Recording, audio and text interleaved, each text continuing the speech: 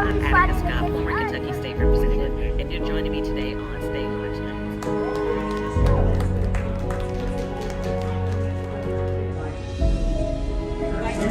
We will continue to provide updates as we have more information.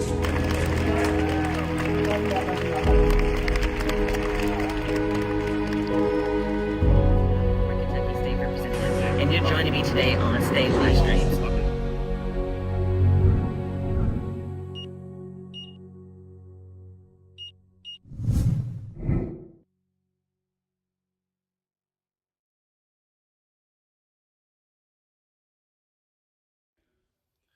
Thank you for tuning in to the live stream. We hope that you enjoyed this conversation tonight as part of our District 1 JCPS Forum. We're doing 5 of these over the next 10 days so that you can get to know the candidates who are running for school board here in JCPS. This is an important conversation. We're grateful to those who made it out, and those who can't, stay tuned on live stream, and we'll see you after the show. There will be a link in the chat beneath this video where you can go directly to our website, thepowershift26.org, to pledge to vote. Tell us that you are committed to making your voice heard.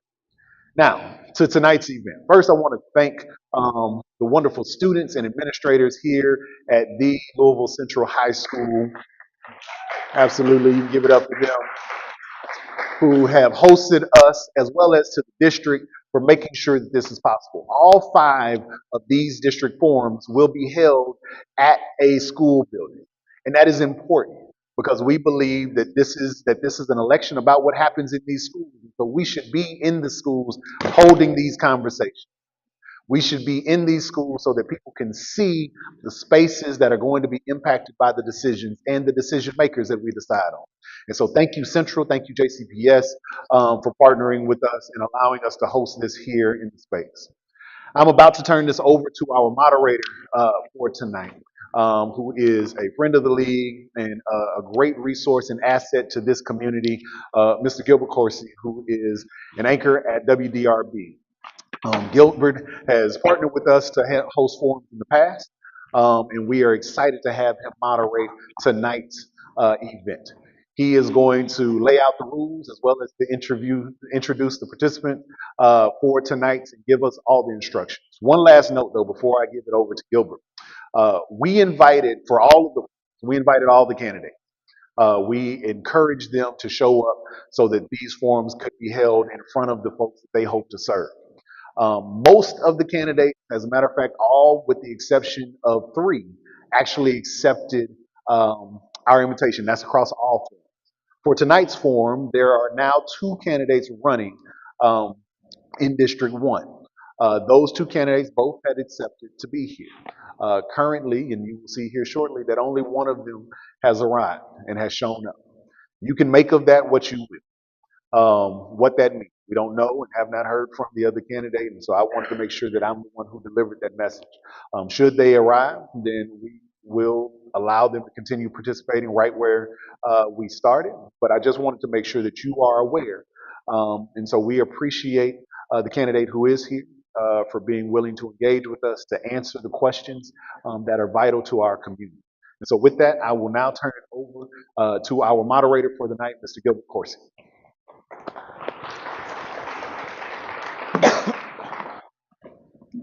Thank you, Lyndon. Thank you all for being here. It's a pleasure to be asked to serve our community in this way because information is power, and that is key heading into the November election. We know that the stakes couldn't be higher right now for JCPS with the decision from the legislature to cut the board from 7 seats down to 5, redraw the boundary map, and put all of those seats up on the ballot for the November election. As Lyndon just said, we are only joined by one of the 2 candidates running for District 1 at this point in time, and I'll introduce her in just a moment. I do want to let you know the format that we're going with, not a debate, but a forum. So we will ask the candidate to give a 2-minute opening statement. They will then be asked questions and have 2 minutes to respond to each question. If there is a follow-up, I see there's a follow-up in the topic or in their response, they will have 1 minute for a follow-up. And with that, I'd like to welcome to the stage current District 1 JCPS board member, Gail Logan Strange.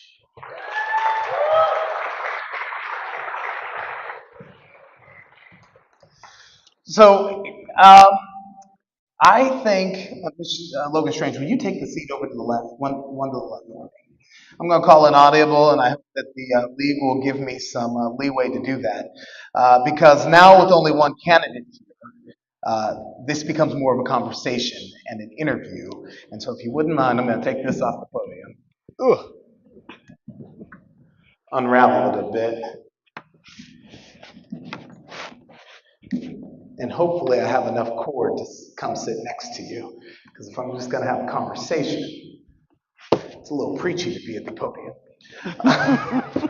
Again, if Jody Hurt, the other candidate from District 1, joins the conversation, we will go back to the format as presented, and I'll take my seat at the podium.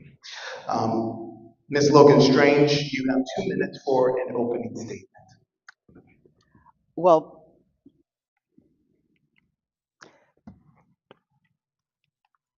this is, okay, now here we go.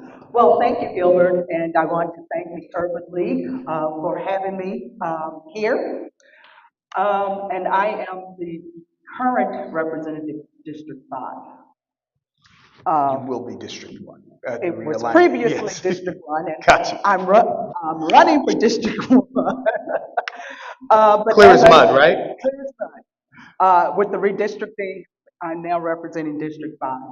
But I am Gail Logan Strange, and I'm running for re-election for District 1 of Jefferson County Board of Education.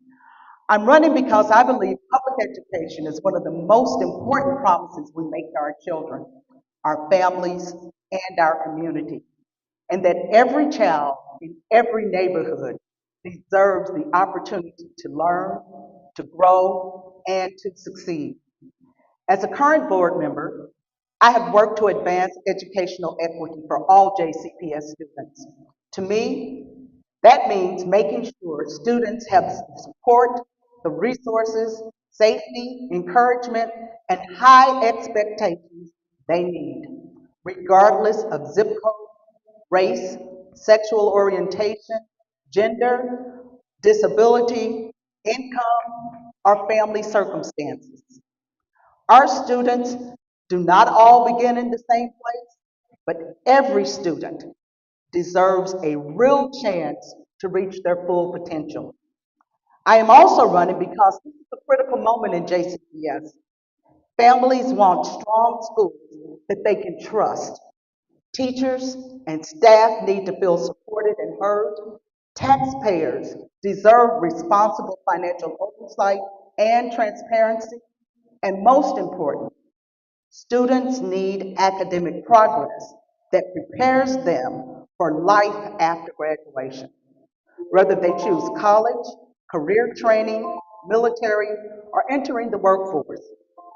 My priorities are clear: protect the district's financial stability, improve academic outcomes for every student, strengthen support for educators and school staff, and make every graduate that leaves JCPS prepared for college, career, and life. I believe we can meet this moment by listening carefully, making responsible decisions, and always keeping students at the center of our work. I am proud of the work we have begun, but I know there's more to do. And so I'm asking for your vote on November 3rd so I can continue serving as District 1 with integrity, accountability, and a deep commitment to every child in Jefferson County Public Schools. Thank you for that statement, and the sound you heard was actually the timer going off in 2 Alrighty minutes. then. Because we do not have another candidate at this point in time, I didn't interrupt you. But we do want to be able to get through our full slate of conversation, so I'm going to ask you to be respectful of that time. Sure. And if you I go just thought over, I'm going somebody's to. phone would ring. No, that's not the phone. That's down that time that says your Gotcha. time is up. Gotcha. All right. Let's jump into the first round of questions here. We're talking about financial stability and board governance. Well, the $188 million deficit exposed the breakdown in financial oversight and transparency at JCPS. So what will you do as a make sure that the board is never again surprised by the true condition of the district's finances? We want you to be specific here. Well, we have to start looking at what the budget to actual spending comparisons are. We've not had that in the past. And so we have to have a spending projection that's presented to the board. And then we also have to have regular cash projections so that we know how much cash is on hand. In addition to that, we have to look at everything and see what the cost is versus the benefit. So what's our return on our investment when we invest in these things that are being put in front of us?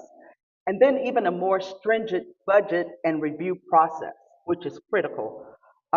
Because when you come up with $188 million and it's deficit and it's a surprise, that's totally unacceptable. So we have to have a high level of review, a high level of ways to look at the budget, but most importantly, for me, it's what's projected, what's budget, what's actual, and what's year to date.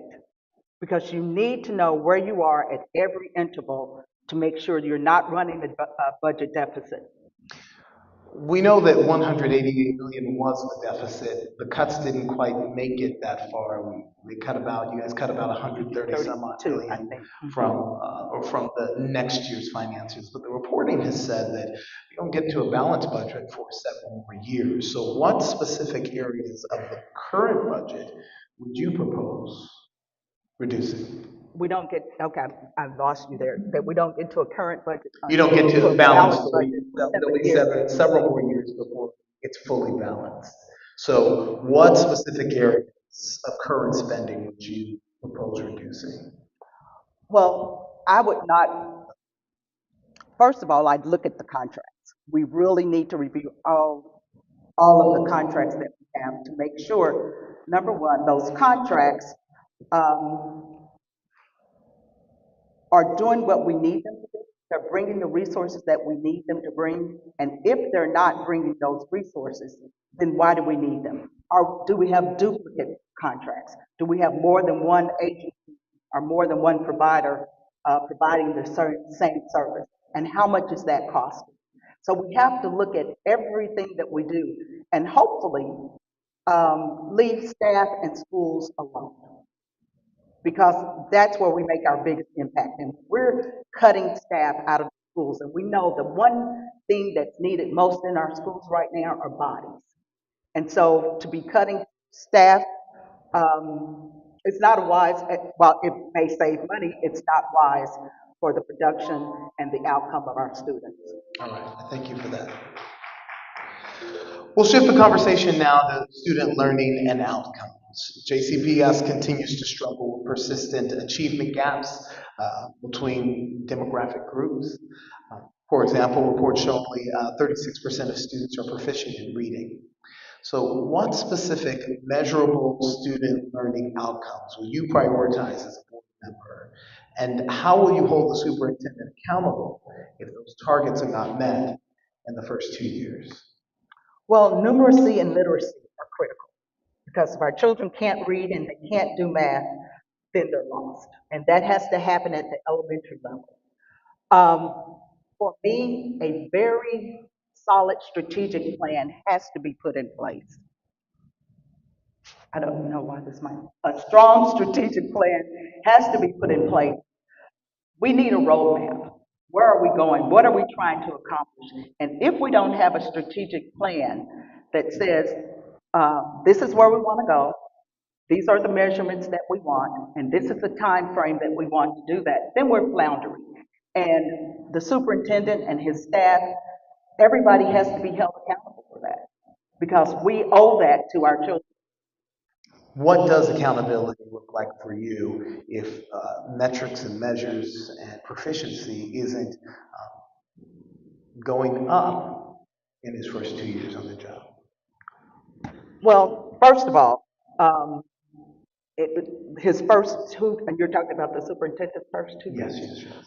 This first year has been, we have done nothing but fight this battle over the budget. And so what has to happen, again, in his review and everything else, we have to have very specific measurements that we want. And if that doesn't happen, just like any workforce place, you put on a performance improvement plan, and then you go from there. But we have to, at this point, ready to give him some grace because I know what this first year has been. It has been anything but academics, although I'm hearing from the schools that I'm visiting that the teachers and principals are liking the direction that we're going in. So we'll see how that works and if academics improve. Thank you for that.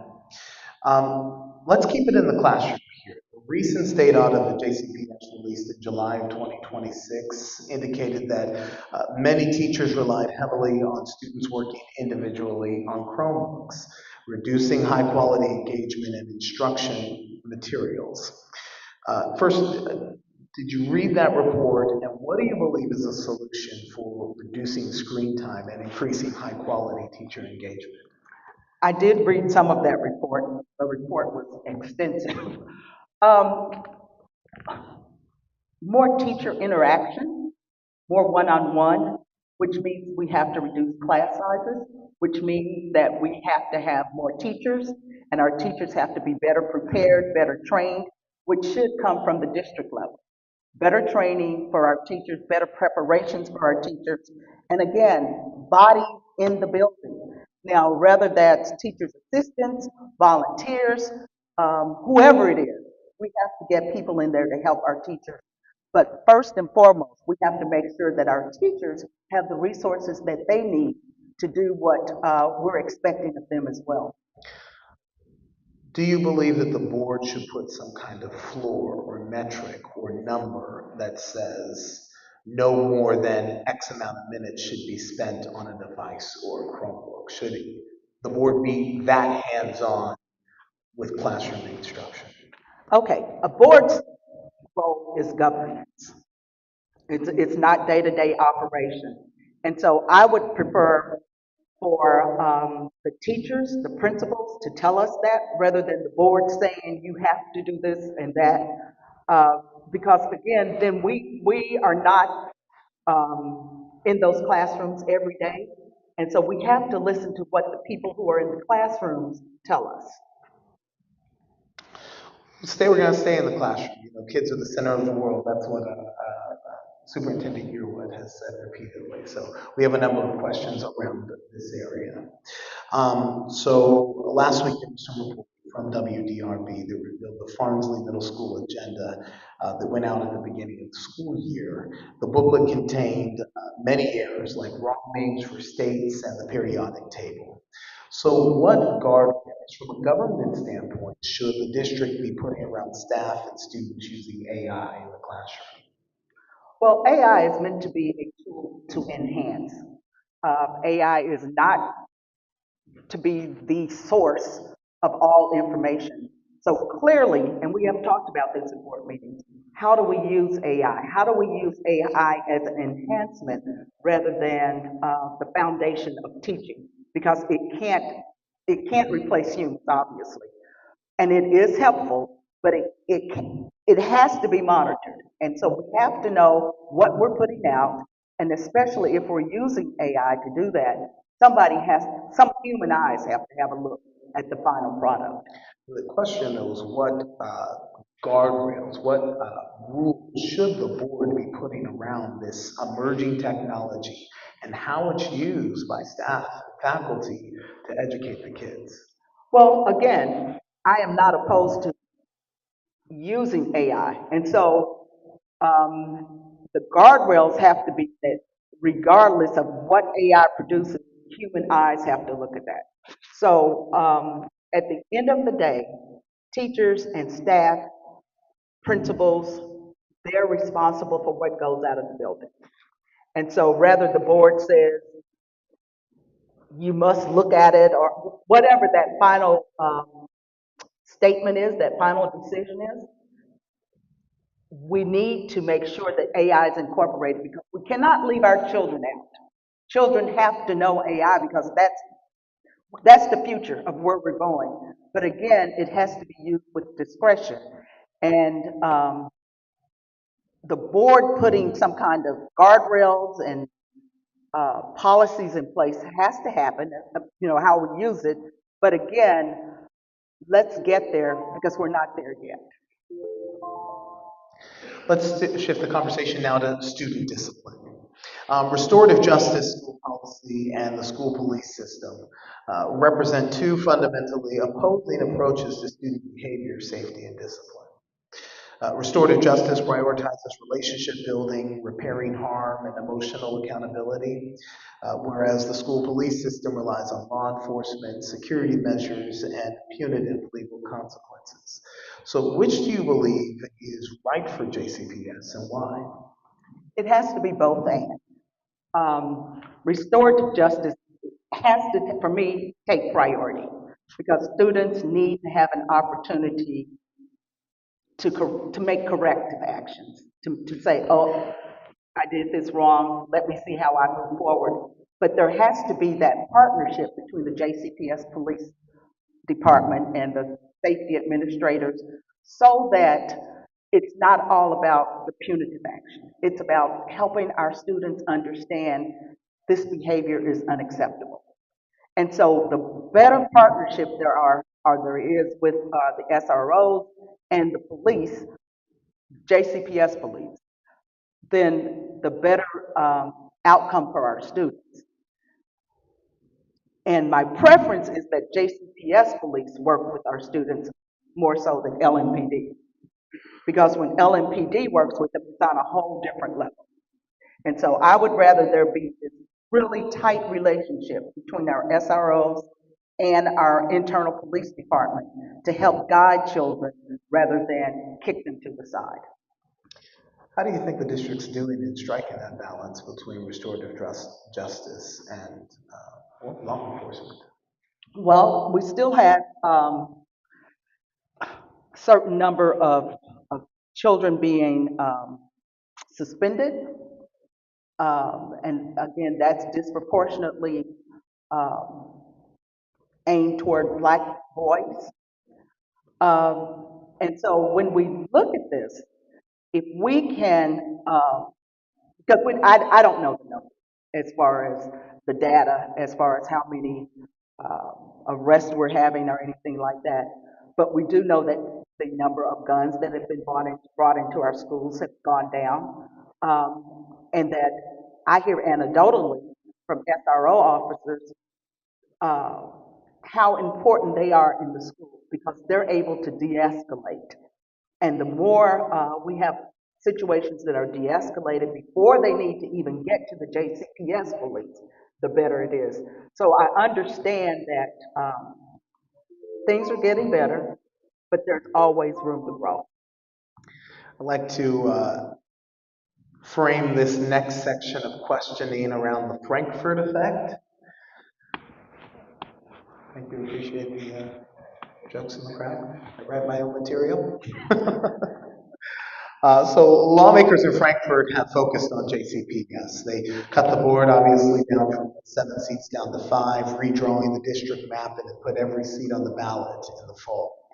They've also been considering splitting up the district for the last couple of years. So I think it's important to ask every person who is running this race, not just from your district, do you support dividing JCPS into a smaller school system? Why or why not? I absolutely do not support dividing the district into a smaller system. Number one, they've not given any kind of evidence that that's going to improve student outcome. There are districts all over the country larger than JCPS that are functioning and doing well. So what would be the purpose of diminishing the size and breaking it up into however many districts they wanted to? How would that help student outcome, number one? And number two, how would it be funded? When we already have fund deficits, and not just JCPS, but fund deficits across the state of Kentucky for school systems. How would breaking up the districts here in Louisville, how would that be funded? And then how would you be able to fund each of those districts? And the trend across the country right now is to combine districts rather than breaking districts up. So there must be some reason for that. Right now, I see nothing positive coming out of breaking up JCPS. So what specific changes would you then pursue to show that a unified JCPS can improve financial oversight, operations, and student outcomes? Well, first and foremost, we've got to improve student outcomes. That has to be a priority for this district. And once that happens, then I think Frankfurt could say, oh, well, you know, what we're trying to do doesn't necessarily need to be done. Right now, there's legislation that's talking about student assessment and accountability. And when we look at big picture kinds of things, then that makes us more successful in what we're trying to accomplish. But just to say that we need to break the district up for me, it has no bearing on student outcome. And so unless you can prove that to me, leave the district alone. The legislature passed Senate Bill 1, which shifts decision-making authority from the elected school board to the superintendent in many areas. And it also raised the threshold for the board to overrule the superintendent. Do you believe that's necessary reform or legislative overreach? I think it's legislative overreach. Every CEO of every corporation has a board that they have to report to. And the way SB 1 reads, it's almost like the superintendent has a free hand. And for me right now, we're living through the nightmare of an SB 1. We're going to move the conversation to diversity, equity, and poverty. JCPS lost about $10 million in federal funding tied to diversity, equity, and inclusion programs. How would you determine what students and schools are losing, not just on paper from a dollars and cents standpoint, but also in services and outcomes? And what information would you expect the administration to provide them? How would you use it to decide whether services need to be restored, redesigned, or just funded differently, maybe from a different avenue than federal dollars? Well, we already know that some of the money that we've lost, particularly with schools like Coleridge Taylor, where they're losing possibly money for the Montessori program, we know how that impacts education. Poverty knows no color, it knows no zip code. Poverty, and that's what our program was called, Diversity, Equity, and Poverty. The Trump administration, for whatever reason, has decided that they want to wipe out diversity, equity, and inclusion. And so, where does that money need to come from? Who determines which programs are worthy to be cut and which ones stay in existence? So it's going to be a lot of programs that really were providing some services for students and resources that they may not have at home, but yet and still they've been cut. And so when you start cutting $10 million from programs for no good reason, you have to then determine, and I don't know how we determine which of these programs stay and which was absolutely necessary and which could have been done away with.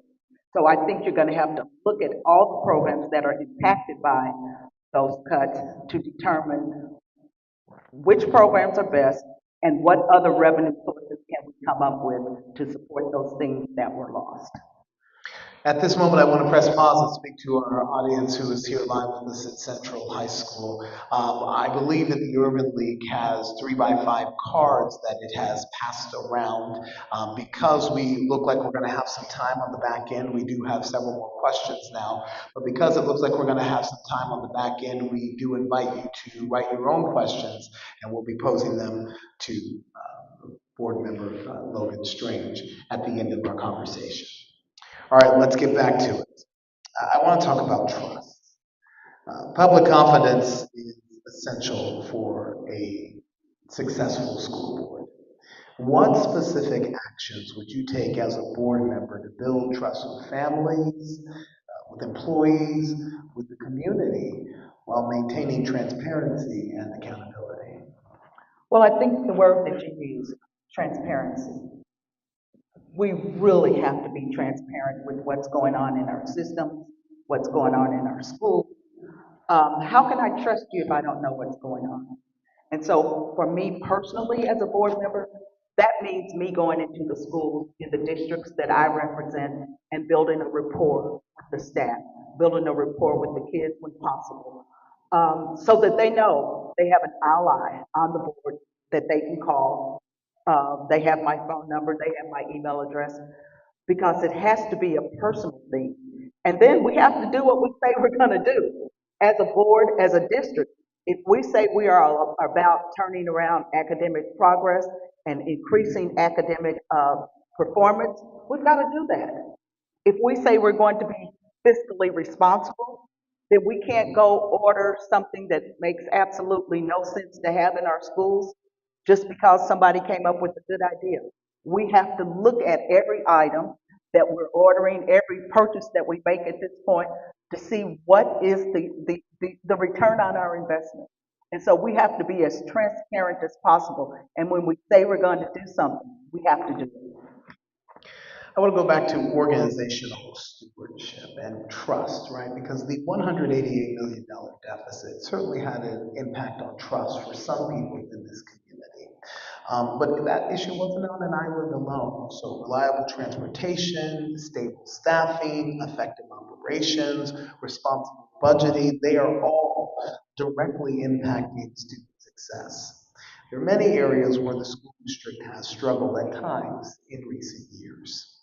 So how would you evaluate whether the district is being a good steward of taxpayer money while ensuring that students receive the services that they need? Again, when you implement a whole new transportation system and you've not put out a bid, you've gone with a one bid contract, and this company has a reputation of not being good, but yet still you move forward. How can I trust what you say? So that goes back to being fiscally responsible, where I have to put bids out and have people and have companies demonstrate that they can deliver what they say they offer. That means that we have to look at those contracts, that we have to see, again, what is the return on the investment and how does that impact student outcome? It means superintendents have to be honest. It means that superintendents can't tell CFOs not to tell the board certain information. That transparency and honesty has to be there in order for us to really move the needle forward with all of our schools and all of our students. So should the board have more communication with, I guess, more cabinet members so all of it may not be, isn't coming directly through the superintendent in the future, given the problem that you just laid out right there? Well, the board is responsible as our one employee that the board is responsible for is the superintendent. I know with the previous administration, it was a no-no for you to talk to other people in the cabinet. I don't feel that way right now.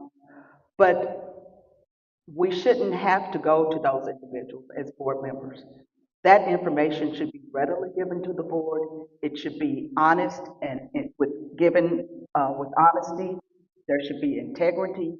And if there's not, we have a problem. And then all of a sudden, surprise, you have a $188 million deficit when you were told that it was, I think, 100 million, but we have the reserves to cover it.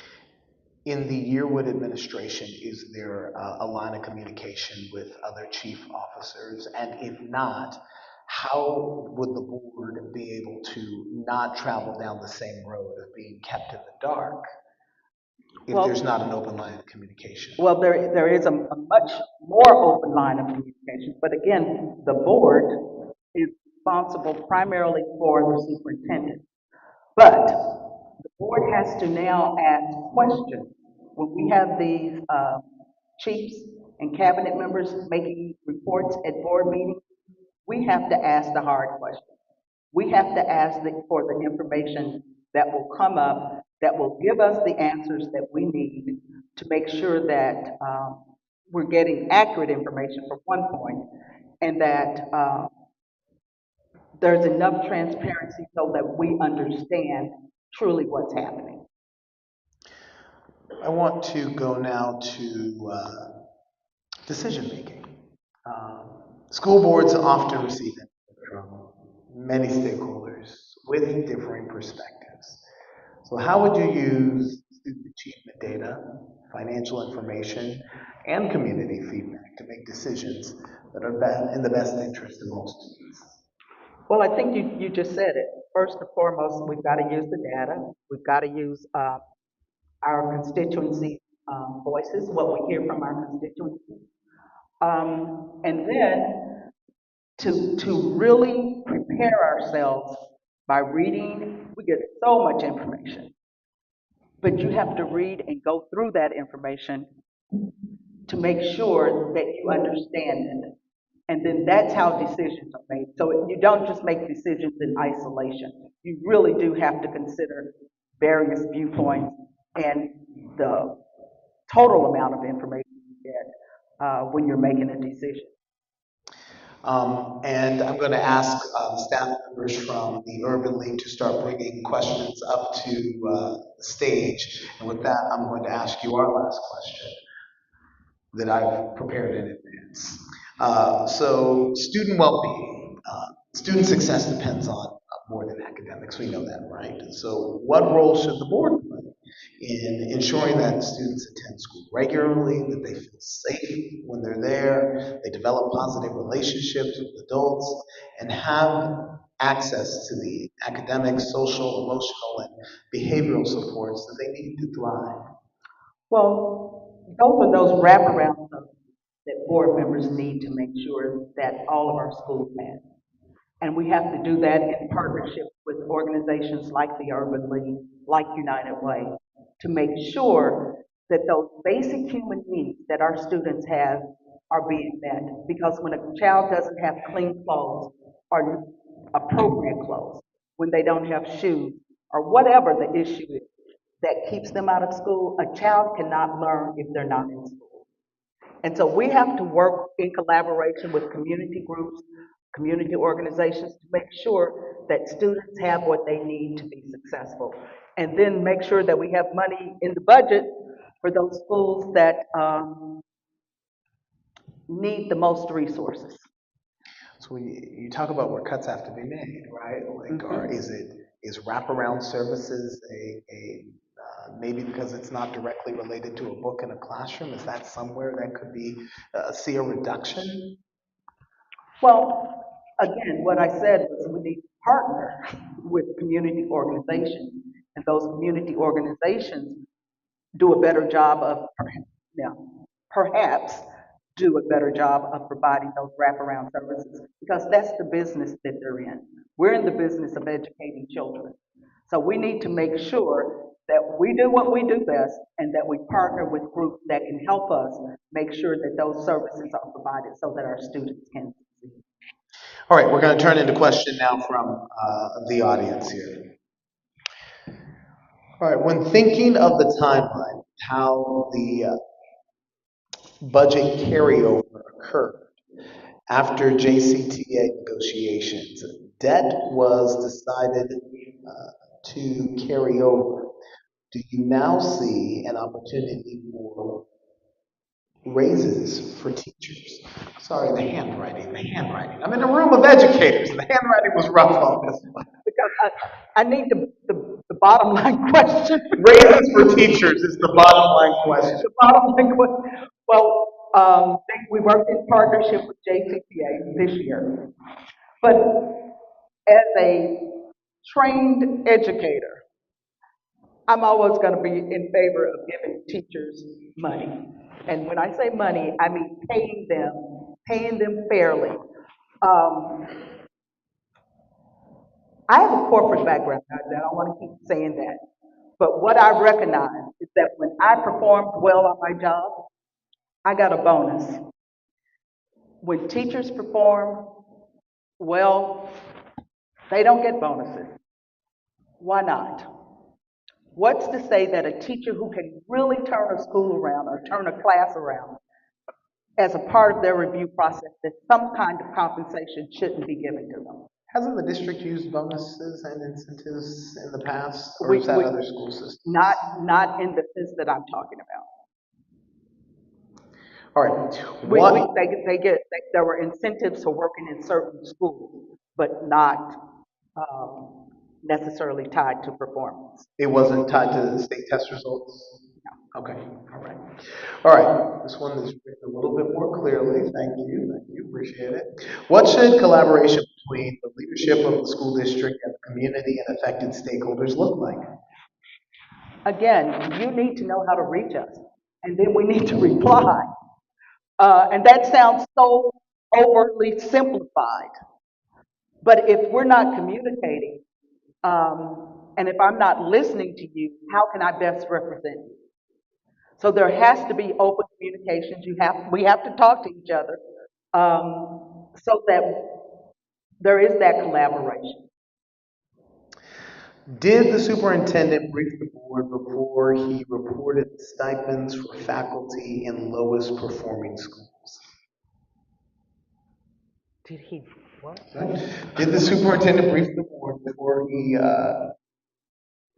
this may not be reported, maybe it's repeal the stipends for faculties in lowest performing schools? Are we talking about the choice zone cut, the stipends? You're seeing exactly what I'm seeing on the card right Yeah. now. But recently, if I go into my institutional knowledge, recently there was reporting that teachers in schools, yes, in choice zones, received several thousand more dollars, and it was very close to the start of schools where they realized or were told that I believe it was something like 17 schools were no longer eligible for that stipend. I believe that's what the question is referring to. I did not write it. I wrote exactly what was here. Ultimately, the question is asking, was the board briefed before those dollars, before that communication went out to the schools? I don't remember having a very clear conversation about that. Okay. JCPS is not just college prep or just, what do you think that one is? Vocational. How do we direct academies so graduates can be lifelong learners? Well, that's the point of the academies. And you see that they're ready, they're being prepared to go to work. Once they leave those academies, they can literally, the ones who can go work in aviation and get a job as soon as they leave. And so there has to be an incentive, and by incentive I mean an educational incentive, that makes you want to be a lifelong learner. A person has to want to be a lifelong learner to do that.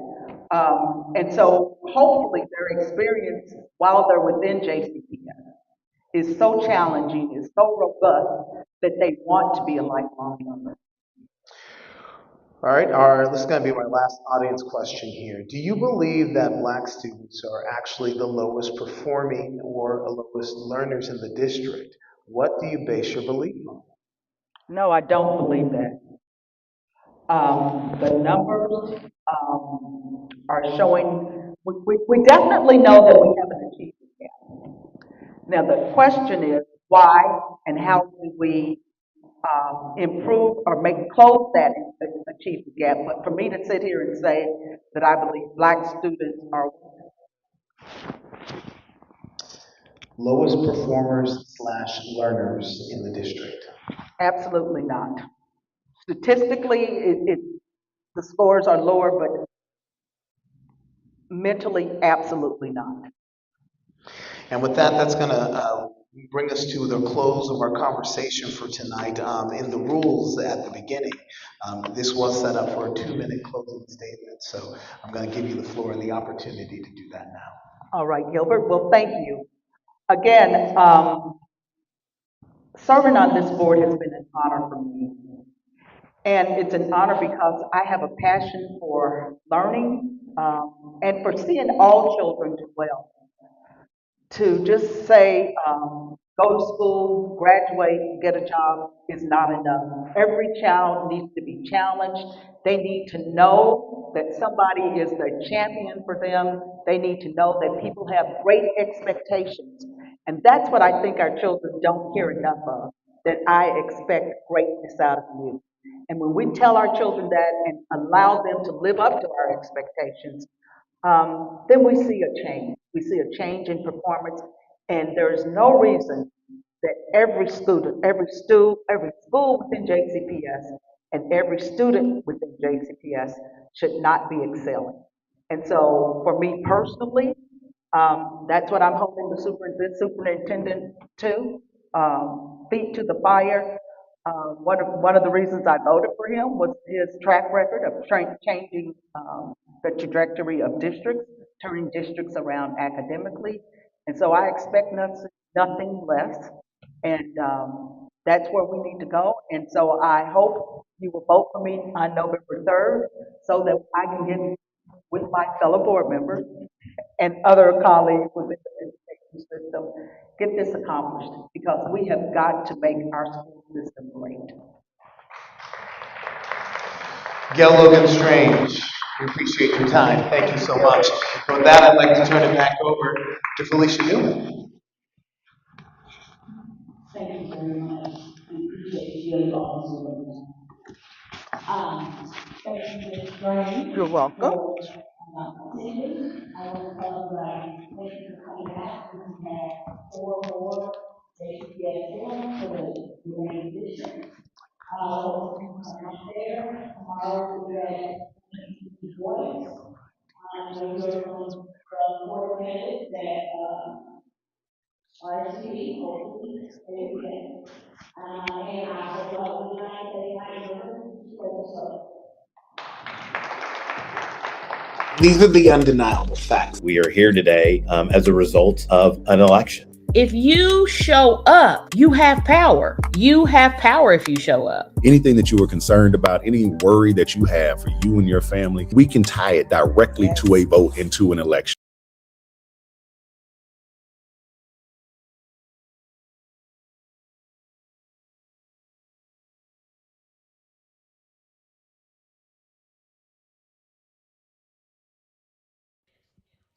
Hey, Louisville, thank you for tuning in to Stay Live Streams and the recording of the JCPS Forum. We had a great conversation tonight with 2 of our candidates for District 1. Join us for tomorrow's episode when we are going to be talking to more in District 2. This is really important. Our kids' future depends on who wins these races, and your voice matters. So come out and join us or join us here online.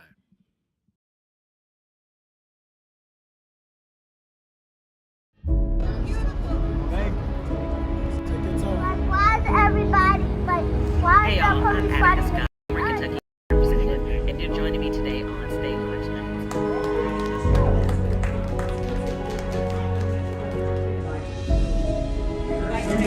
We will continue to provide updates as we have more information.